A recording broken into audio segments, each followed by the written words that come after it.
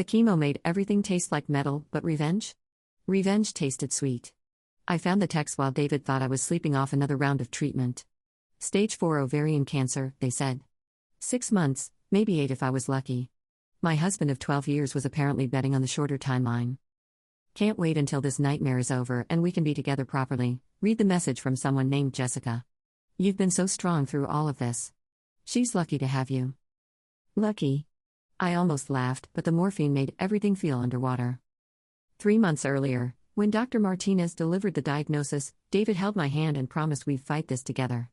Our twin boys, Jake and Connor, were only 8. They needed their mother, he said. We'd mortgage the house, try experimental treatments, anything. What he didn't mention was that he'd already started comforting himself with his dental hygienist. I scrolled through months of messages. Jessica sending him care packages for his stress. David venting about my mood swings, my weight loss, how hard it was to stay positive around me. Her offering to take care of him while I was going through this. Going through this. Like cancer was a phase. Like dying was an inconvenience. The worst part? I understood. I looked like a skeleton. My hair fell out in clumps. I threw up constantly and couldn't keep up with the boys' schedules. I'd become a burden, a sad, sick thing taking up space in our bed. But understanding didn't make it hurt less. I kept reading. They'd been careful, meeting at her apartment when I had appointments. David told her I was getting worse, that the doctors were preparing us for the end. Jessica worried about the boys, about David's future. Such a caring mistress, planning for my death like a vacation. The final message was from yesterday: the kids will need stability. I've been thinking about how to make this transition easier for them. Transition? They were already planning their life after I was gone. I took screenshots of everything before putting his phone back. My hands shook, but not from the chemo this time. For 3 months, I'd been fighting to live for my family. My family had been planning their future without me. The next morning, David brought me tea and toast, the same gentle smile he'd perfected since my diagnosis. How are you feeling, sweetheart? I almost told him then.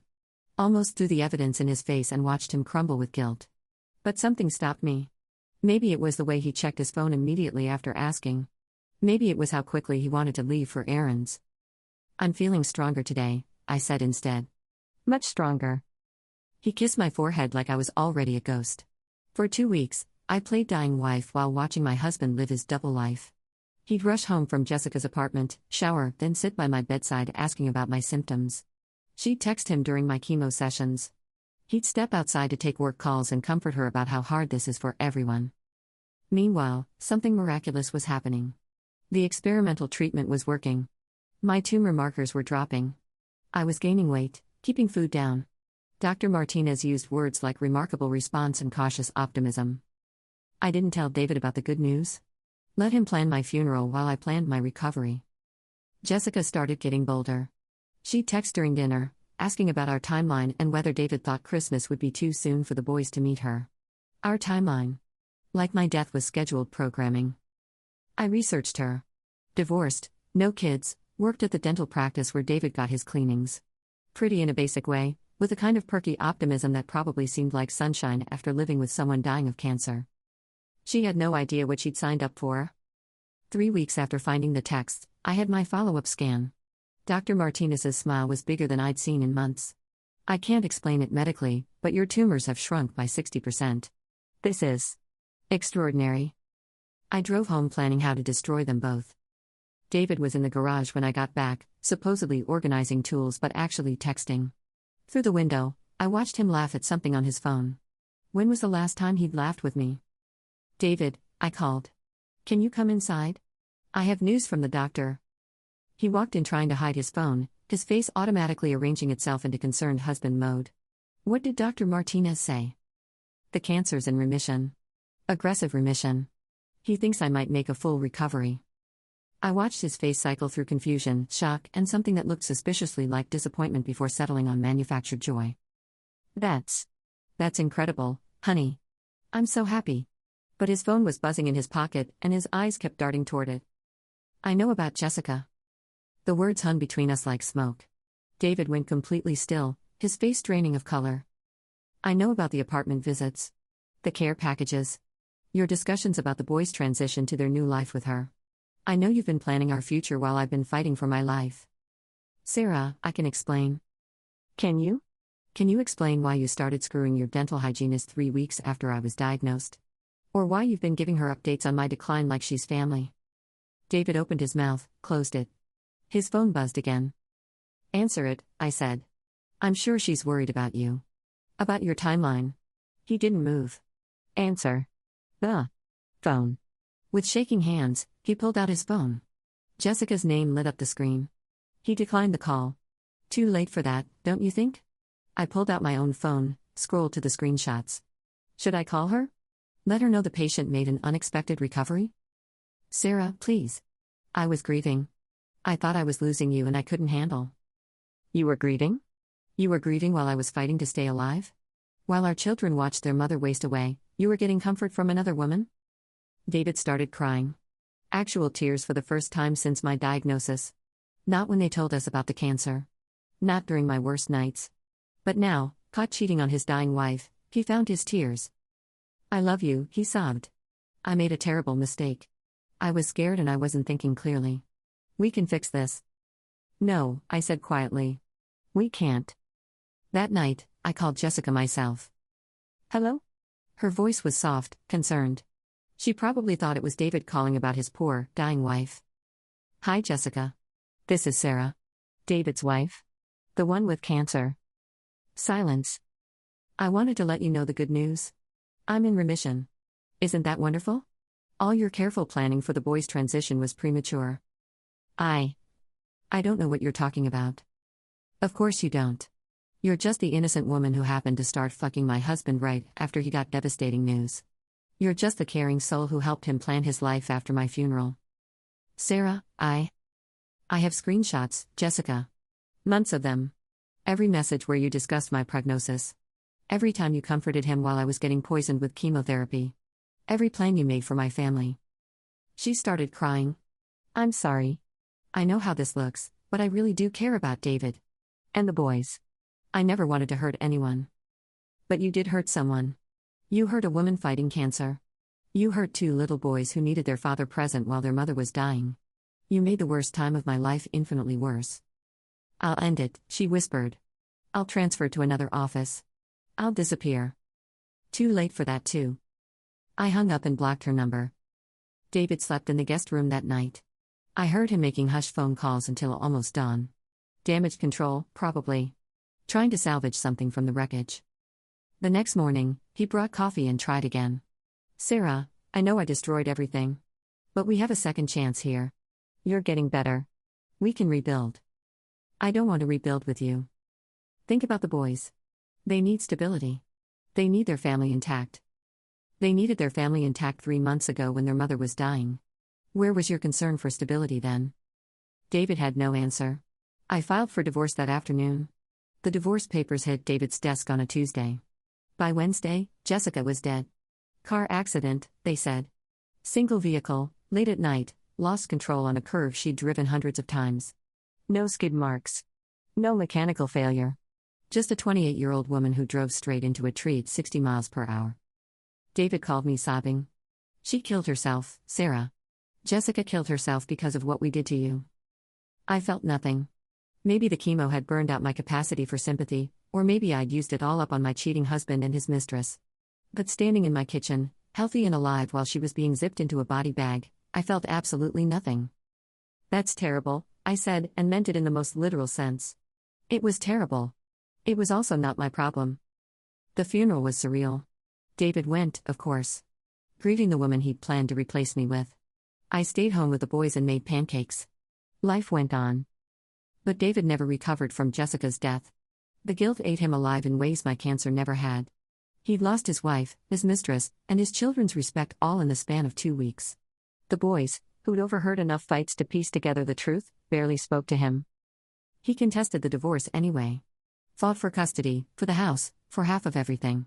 His lawyer argued that my illness had put strain on the marriage, that David's affair was a symptom of that stress, not a cause for losing everything.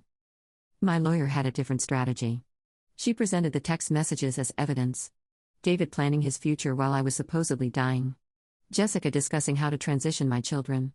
2 adults gleefully anticipating a cancer patient's death so they could be together.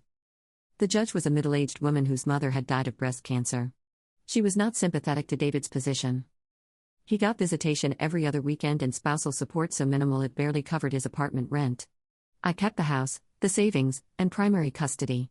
The boys chose to skip most of their weekends with him anyway. It's like he wanted Mom to die, Jake told the court-appointed therapist. He was happy when she was sick. Children see everything. Remember everything. 8-year-olds don't forgive betrayal the way adults might. David spiraled after that. Started drinking. Lost clients. His dental practice struggled when word got out about the affair with his hygienist. Small town, big gossip.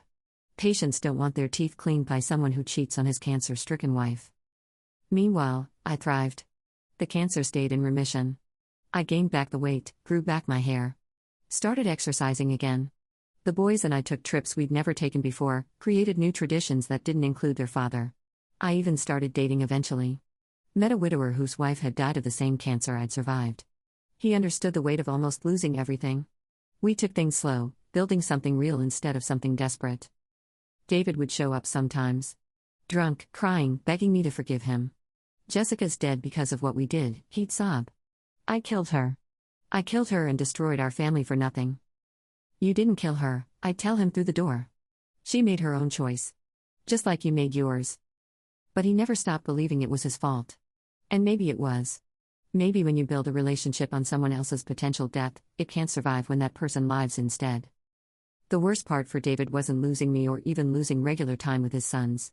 It was that Jessica's death had made their affair meaningless.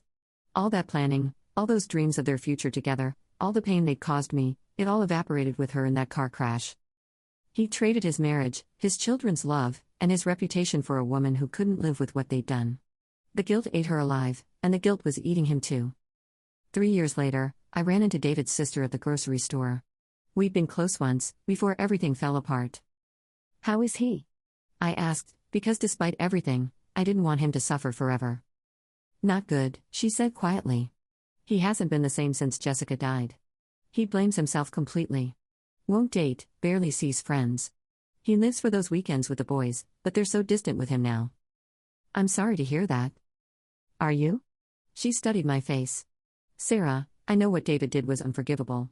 But he's destroying himself over it. And Jessica's gone. Isn't that enough punishment? I considered this. Was it enough? David had lost his wife, his girlfriend, his children's trust, his career prospects, and his self-respect. Jessica had lost her life. I'd lost nothing except a husband who wasn't worth keeping anyway. I don't control David's guilt, I said finally. That's between him and whatever God he believes in. The boys ask about her sometimes, his sister continued. About Jessica. They know she died right after everything came out. They're smart kids. They're putting pieces together that maybe they shouldn't. This gave me pause. I didn't want Jake and Connor carrying guilt about Jessica's death. They were innocent in all of this. What kind of pieces? They think she died because they rejected her. Because they wouldn't accept her as their new mom. Connor told me he thinks she crashed her car on purpose because they were mean to her. Ice filled my chest. My children were blaming themselves for a grown woman's decision to cheat with their father and then take her own life when it all fell apart. That's not their fault. I know that. You know that. But they're kids processing adult trauma. They see their dad falling apart, they know Jessica's dead, and they think it's somehow connected to them not wanting a stepmother. I made a decision that surprised even me. Bring David to dinner Sunday. All of us need to talk. That Sunday, David sat at our kitchen table for the first time since I'd kicked him out. He looked terrible, thin, gray, older than his 42 years. The boys were polite but distant, serving themselves and eating quietly. After dinner, I sent them to their rooms and looked at my ex-husband across the table where we'd shared thousands of meals. The boys think Jessica died because of them, I said. Because they rejected her. David's face crumpled. God, no. I never wanted them to think. Then you need to explain what really happened. Age appropriately, but honestly. They need to know that adult decisions led to adult consequences, and none of it was their fault. How do I even begin to explain this? You start by taking responsibility. You tell them that you made bad choices when I was sick. You tell them that Jessica made bad choices too. You tell them that sometimes adults do things they can't take back, and the sadness they feel afterward is their own responsibility, not anyone else's. David nodded, wiping his eyes. What about us? Is there any chance? No, I said it gently but firmly. There's no chance for us, David. I don't hate you anymore, but I don't love you either. You're the boy's father and you'll always be in our lives because of that. But we're done as anything more than co-parents. I understand. He paused. Do you ever think about what would have happened if the cancer had progressed differently? If I'd lost you? Sometimes. And I think you would have married Jessica and the boys would have had a stepmother who helped their father betray their dying mother. I think you would have built your happiness on my grave and convinced yourself you deserved it. David flinched like I'd slapped him. But that's not what happened. I lived. And Jessica couldn't handle what she'd participated in. And you have to find a way to live with both of those facts. He left that night promising to talk to the boys honestly. And he did. Over the following weeks, he had careful conversations with Jake and Connor about adult mistakes and consequences. About how sometimes people make choices that hurt everyone, including themselves. The boys seemed lighter after that. Less guilty, more willing to spend time with their father. It didn't fix their relationship completely, but it stopped them from carrying blame that wasn't theirs. As for me, I moved forward. The cancer stayed away. I married the widower 2 years later in a small ceremony where my sons walked me down the aisle. We built a life that honored both our survival and our losses. David eventually stopped drinking and found some peace. He never remarried, never even seriously dated again. He lived quietly, worked steadily, and showed up for his sons when they'd let him. But sometimes I'd catch him looking at me with this expression I couldn't quite read. Not longing exactly, not regret. Something deeper and more complicated. It took me years to understand what it was. Awe. He looked at me with awe. Not because I'd survived cancer, though that was miraculous enough. But because I'd survived him. Because I'd taken his worst betrayal and transformed it into my freedom. Because when he'd planned for my death, I'd planned for my life instead. I'd beaten the cancer that was supposed to kill me and the husband who'd already written me off. I'd protected my children from the consequences of his choices and built something beautiful from the wreckage of our marriage. And Jessica, poor Jessica, who'd thought she was winning some kind of prize by stealing a dying woman's husband, had discovered too late that some victories cost more than they're worth. The last text I ever read from her, before I blocked her number completely, stayed with me. I never wanted to hurt you. I just wanted to love someone. But love built on someone else's suffering isn't love at all. It's just selfishness wearing a prettier name. 6 years later, I'm healthy, remarried, and watching my teenage sons grow into good men despite their father's failures. David's learning to be the parent he should have been all along, and maybe that's enough. As for Jessica's memory, it serves as a reminder that there are consequences to every choice we make. Some consequences we can live with, and some we can't. The difference between David and Jessica wasn't the depth of their betrayal. It was their capacity to survive the aftermath of their own decisions. She couldn't, so she didn't. He could, barely, so he's still here trying to rebuild what he destroyed. And me? I'm proof that sometimes the person you're trying to kill doesn't die. Sometimes they get stronger instead. Sometimes they outlive the story you wrote about their ending and write a better one themselves. That's the thing about betting against someone's survival, you better hope you're right, because if you're wrong, you'll spend the rest of your life watching them live better without you than they ever did with you.